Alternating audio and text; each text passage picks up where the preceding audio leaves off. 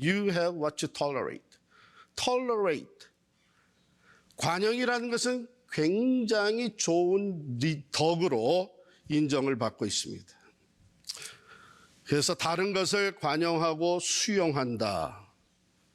그런데 이게 지나치게 됐어요. 그래서 심지어는 진리를, truth를 against 하면서까지 tolerate 하게 되는 거예요.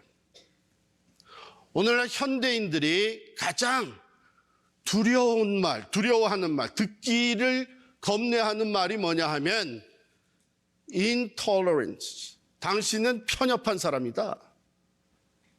이런 소리를 가장 듣기 힘들어해요.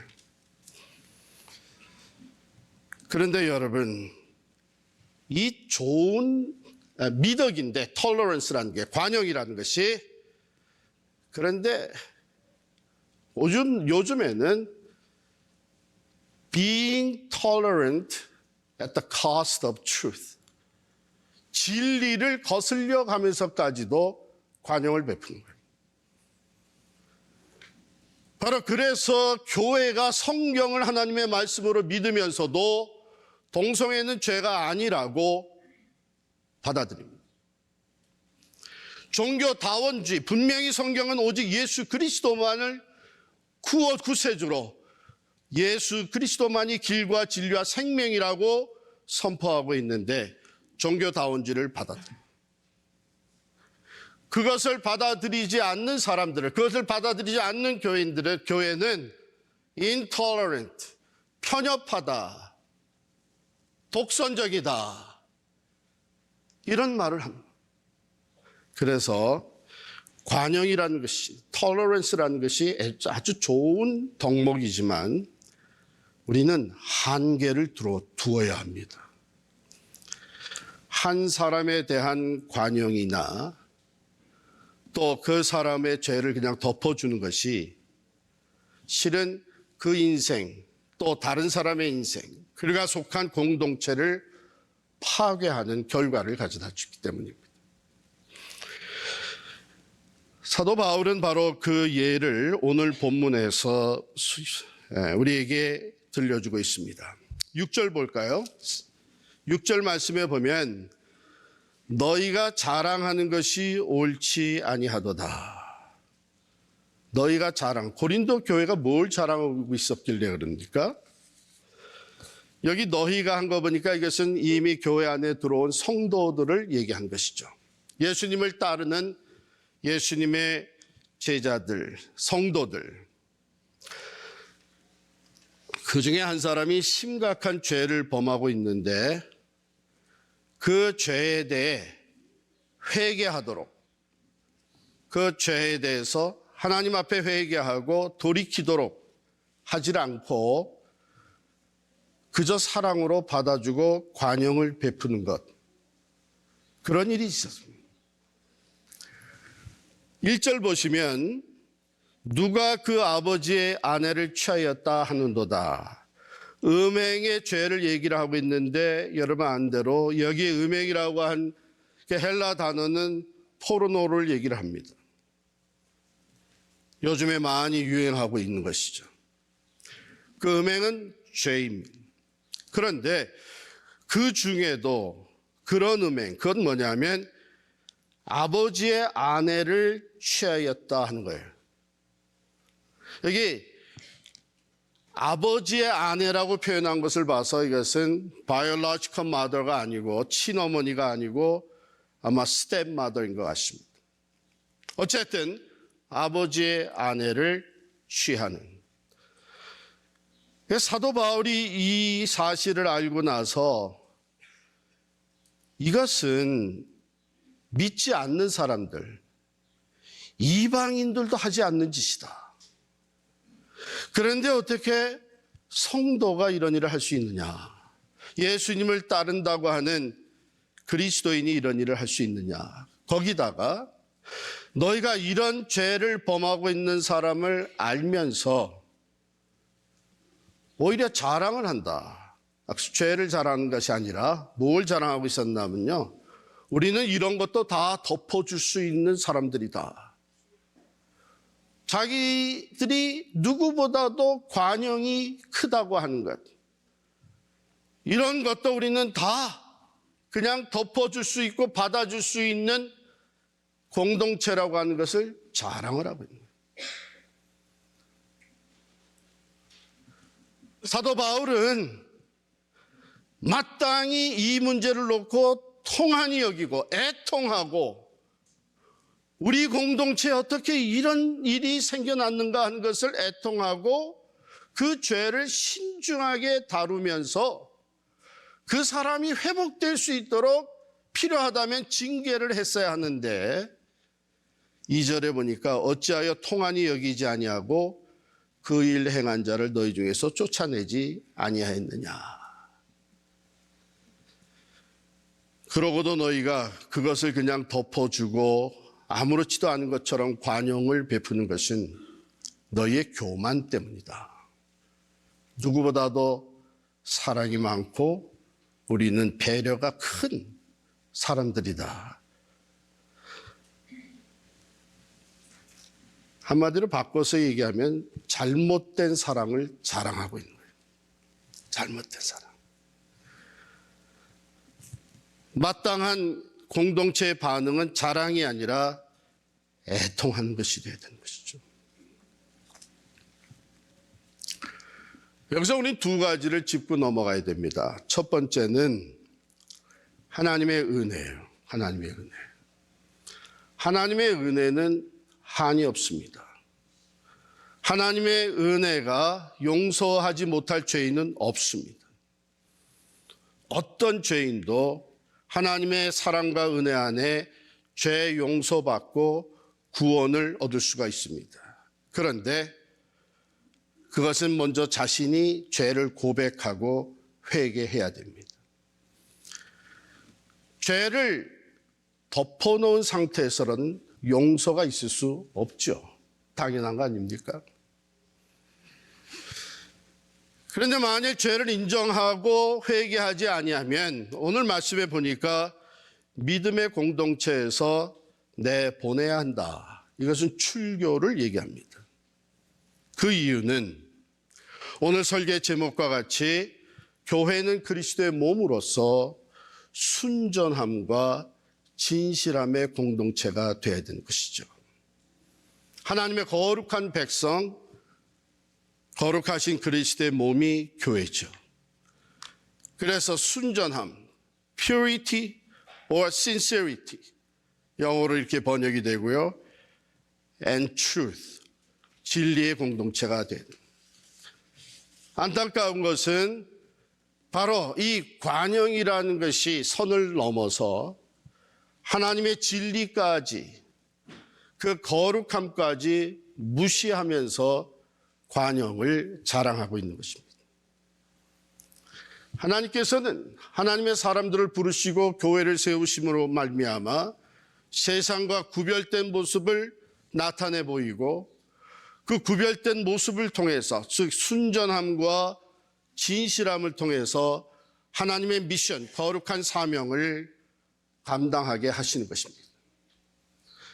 교회가 세상과 다를 바가 없다면, 여기 이 같은 경우에 나가서 교회가 오히려 세상보다 더 못한 죄를 그냥 덮어주고 있다면 전도의 길은 막히고 맙니다. 선교는 할 수가 없는 것이죠.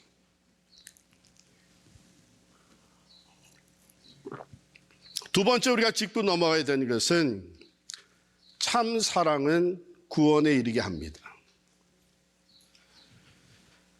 오히려 죄를 깨닫고 고백하고 회개하게 만들어서 하나님 앞에 용서받고, 왜? 하나님의 은혜는 모든 죄를 다 용서하실 수 있는 참으로 넓으신 은혜입니다. 용서하지 못할 죄가 없으십니다. 그래서 용서받고 하나님과 관계가 회복돼요. 하나님이 주신 영생의 축복을 누리며 살아갈 수 있도록 만들어줘야 되는 것이 참사랑이죠. 그래서 야고보서 5장 19절 20절에 보면, 내 형제들아 너희 중에 미혹되어 진리를 떠난 자를 누가 돌아서게 하면 너희가 알 것은 죄인을 미혹된 길에서 돌아서게 하는 자가 그의 영혼을 사망에서 구원할 것이며 허다한 죄를 덮을 것입니다. 관용으로 덮어주는 것이 아니고 죄를 고백하고 돌아서 예수 그리스도의 보혈로 그 죄와 허물이 덮어지게만 해주는 것. 그게 진정한 사랑이죠. 교회 내에 이런 것들이 많이 들어오게 된 이유 중에 하나가 어쩌면은 현대 교회가 양적 성장을 계속 추구하는 가운데 잃어버린 것이 있습니다. 그게 디시플린, 징계. 과거에는 교회가 이 징계를 가지고 있었어요. 아마 연세 드신 분들은 다 기억하실 거예요. 그런데 교회 양적 성장을 추구하는 가운데 사람들이 싫어하니까 또 여기서 징계해? 교회가 여기만 교회인가? 이러니까 교회에서 징계가 사라지게 됩니다. 그런데 분명히 예수 그리스도께서는 거룩한 교회를 보존하기 위해서 교회가 징계를 실천해야 되는 말씀을 이미 주셨습니다. 여러분 마태복음 18장 15절부터 20절까지 보시면은요, 단계별로 어떻게 디시플리닝 액션을 취해야 되는지를 말씀해 주고 있습니다. 15절에 먼저 마태복음 18장 15절에 내 형제가 죄를 범하거든 이렇게 시작을 하고 있어요. 그럴 경우에 그것을 알게 된 사람이 15절입니다. 가서 너와 그 사람과만 상대하여 권고하라 그랬어요. 1대1로. 참 하나님의 말씀이 죄를 범한 죄인이지만 그 사람의 인격을 fully respect 해주는 거예요. 프라이빗하게 이 일을 다루어라. 16절에 가면 만일 듣지 않거든, 그 다음에는 한두 사람을 데리고 가서 두세 증인의 입으로 말마다 확증하게 하라. 여전히 프라이빗한 겁니다. 그런데 한두 사람은 위트네스를 데리고 가서 말마다 확증하게 시켜라. 만일 이 두 번째 단계에서도 듣지 않게 되면 그 다음에 세 번째 단계가 뭐냐 하면 교회에 말하라. 만일 그들의 말도 듣지 않거든 교회에 말하라. 이때는 이제 publicly 문제를 다루게 되는 것이죠. 그러니까 교회 리더들에게 말하고 교회에서 공개적으로 다루게 하라. 그럼에도 듣지 않게 되면 파이널 스텝이 뭐냐 하면 만일 교회의 말도 듣지 않거든 이방인과 세리와 같이 여기라. 엑스커뮤니케이트 시키는 겁니다. 믿지 않는 사람과 같이 교회에서 내보내라. 이것이 징계의 원리적인 가르침입니다. 자, 그러면 이 출교시키는 것, 출교의 목적은 어디 있느냐? 첫 번째는 그 죄를 범한 사람을 위해서 하는 겁니다. 그러니까 엑스커뮤니케이트 시킬 때, 출교시킬 때에 정죄하는 마음으로, 심판하는 마음으로 하는 것이 아닙니다. 여기 있는 말씀대로 여러분 6절에 가서 보게 되면 오늘 본문 5절에 이런 자를 사탄에게 내주었으니 이는 육신은 멸하고 영은 주 예수의 날에 구원을 받게 하려 함이라. 공동체에서 쫓겨남으로 말미암아 그 삶에, 육신적인 삶에 고통이 따르죠. 사람들에게 무시를, 손가락질을 당하게 되는 이런 아픔이 있죠.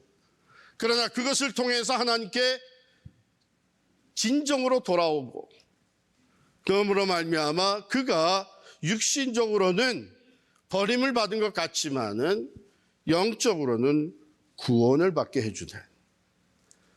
그래서 이것은 비록 육신적인 고통이 따라 아픔과 고통이 따르지만 그 사람이 하나님께로 돌아와 구원을 받게 하는 방법 중에 하나입니다. 두 번째는 공동체를 보호하기 위한 것입니다. 6절 말씀에 있는 대로 누룩이 온 덩어리에 퍼지는 것을 알지 못하느냐. 적은 누룩이 아주 보잘것없이 들어온 적은 누룩. 여기는 누룩을 죄를 누룩에다가 비유한 것이죠. 그것이 들어와서는 가만히 있습니까? 누룩이 퍼져나가죠. 그와 마찬가지로 죄가 그냥 핸들되지 아니하고 그 죄 문제가 해결되지 아니하고 그냥 덮어두게 되면 그것이 그 한 죄로 끝나는 것이 아니라 퍼져나간다는 것입니다. 이것이 퍼져나가기 시작하면 한 사람에게 이 관용을 베풀었다고 하는 것이 그 다음 사람 이러면서 결국은 온 공동체에 퍼져서 모든 성경적 가치와 기준은 무너지고 마는 거예요. 그래서 여러분 누룩이 빵 전체에 퍼지게 되면 그 다음엔 빵과 누룩을 세퍼레이트 시킬 수가 없습니다. 그러므로 공동체를 보호하기 위해서 공동체는 성경적인 기준을 가지고 하나님의 말씀에 따라 순전함과 또 이 진실함을 유지할 책임이 있는 거예요. 그래서 우리는 누구나 죄를 짓습니다. 그래서 올해 주일 예배에 오게 되면 예배 순서에 참회 기도가 들어가 있어요. 이것은 우리가 여전히 죄인일 수밖에 없다는 것을 고백하며 하나님 앞에 기도하고 또 사죄함을 받는, 죄 용서를 받는 순서입니다. 그런데 그 죄가 다 죄를 지을 수 있는데 그 죄가 그냥 덮어져 버린다는 것, 죄로 여기지 아니하고 그것이 관용으로서 받아들여진다고 하는 것은 관용이 일반적으로 좋은 덕목이지만 진리에서 벗어난 관용은 죄가 된다. 그것은 공동체가 그 사람뿐만이 아니라 공동체가 더불어서 함께 짓는 죄가 되는 것입니다. 그러므로 그리스도의 몸된 교회는 우리 성도들이 모여서 생활하는 믿음의 공동체 안에는 godly intolerance가 있어야 됩니다.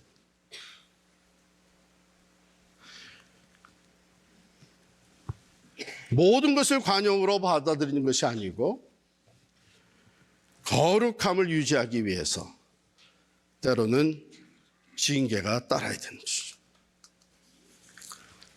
자, 오늘 이제 이 말씀을 우리의 삶에 적용을 해야 될 텐데 우리는 이상하게 아직도 이기심이 살아있어가지고 말씀을 듣게 되면 다른 사람에게 먼저 적용을 시키려고 그래.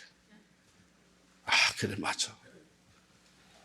그러나 이 말씀은 우리가 다 죄인이기 때문에 우리 자신에게 먼저 적용시켜야 돼요. 하나님은요, 분명하게 죄의 문제를 다뤄오십니다. 이사야 1장 16절에 보면 너희는 스스로 씻으며 스스로 깨끗하게 하여 내 목전에서 너희 악한 행실을 버리며 행악을 그치고 라고 말씀하십니다. 고린도전서 15장 34절에도 깨어 의를 행하고 죄를 짓지 말라 말씀하십니다.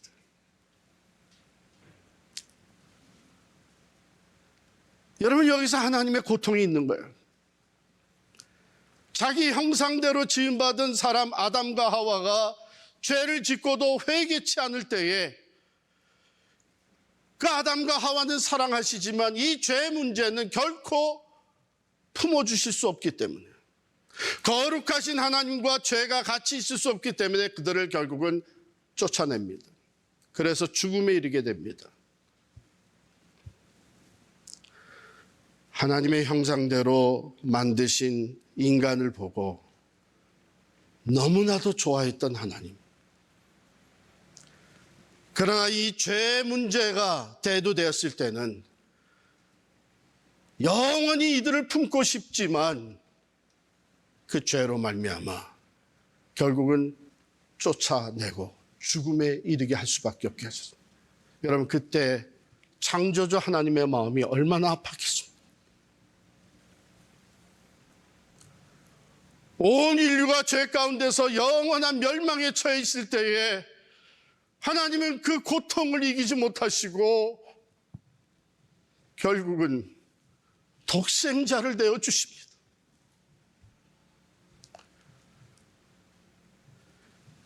죄 문제는 해결해야 되지만 죄인들은 또 여전히 사랑하고 있기 때문에 어떤 신학자는 여기서 하나님이 딜레마에 빠지셨다. 사랑으로 다 받아주고 싶지만 그렇게 되면 하나님의 저스티스가 성립이 안 됩니다. 그래서 죄가 없는 것처럼 받아주고 싶어도 그 죄 문제를 절대로 간과할 수 없기 때문에 어찌할 수 없는 하나님, 또 그저 다 덮어주고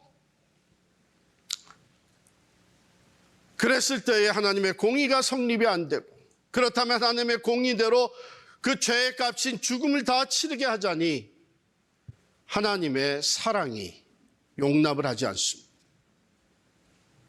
이걸 어떻게든지 덮어주고 받아줘야 되지 않는가. 그래서 결국은 하나님이 독생자 예수 그리스도로 그 죄값을 다 치르게 하셨습니다. 엘리 엘리 라마 사박다니, 아버지요 아버지요 나를 어떻게 버릴 수 있습니까? 십자가상에서 절규하는 독생자를 내다보시면서 성부 하나님은 침묵할 수밖에 없었습니다. 그 길만이 죄 문제는 해결하고 죄인된 하나님의 사람들, 우리 인간들을 받아줄 수 있는 길이었기 때문에. 제가 왜 이 말씀을 드립니까? 그만큼 그러한 고통과 아픔과 독생자를 희생의 제물로 내어지는 그 쓰라린 마음을 끌어안고 결국은 십자가의 사건을 지나가게 하신 하나님은 오늘 우리의 죄에 대해서 어떻게 생각하시겠습니까? 그만큼의 희생을 치르면서 용서의 길, 구원의 길을 열어주셨기 때문에 우리가 그 하나님의 십자가의 사랑과 은혜를 무시하고 고린도 교회 같이 우리의 죄를 그냥 소홀히 취급하는 것은 하나님의 마음을 다시 한 번 더 아프게 하는 결과가 되는 것입니다. 예수 그리스도의 십자가는 바로 죄에 대한 하나님의 응답이셨습니다. 하나님의 거룩하신 백성, 그리스도의 몸된 교회가 순전함과 진실함으로 세워져 가는 것을 하나님은 오늘도 원하고 계십니다. 순전함, purity and sincerity, 불순물이 섞이지 않는 것, 진실함, 하나님의 진리를 따라 사는 것, 이것이 교회고 성도들의 삶입니다. 우리가 부족해서 다시 또 불순물이 끼어들고 진실됨이 아니라 거짓된 것이 우리의 삶에 틈탈 때마다 우리는 주님의 십자가 앞에 나가서 다시 그 보혈로 씻음을 받아야 됩니다. 그게 하나님이 우리에게 허락하시는, 또 교회를 통해서 주시는, 성도들의 삶을 통해서 베푸시는 관용의 은혜입니다. 사도 바울은 로마서 12장 1절 2절에 이렇게 말씀합니다. 그러므로 형제들아 내가 하나님의 모든 자비하심으로 너희를 권하노니 너희 몸을 하나님이 기뻐하시는 거룩한 산 제물로 드리라. 이는 너희가 드릴 영적 예배니라. 너희는 이 세대를 본받지 말고 오직 마음을 새롭게 함으로 변화를 받아 하나님의 선하시고 기뻐하시고 온전하신 뜻이 무엇인지 분별하도록 하라. 사랑의 관용, 듣기 좋은 세상 사람들의 단어를 가지고 우리가 거룩하신 하나님의 뜻을 거슬려서는 안 되겠습니다. 잠시 동안의 아픔과 어떤 고통의 눈물은 있을지 몰라도 진실된 사랑으로 나 자신이 하나님 앞에서 온전히 회복이 되어지고 또한 우리 형제 자매가 하나님과의 관계가 깨끗하게 회복되어지는 일을 위해서 우리는 순전함과 진실됨을 최선을 다해서 유지해 나아가는 교회가 될 수 있기를 간절히 바랍니다.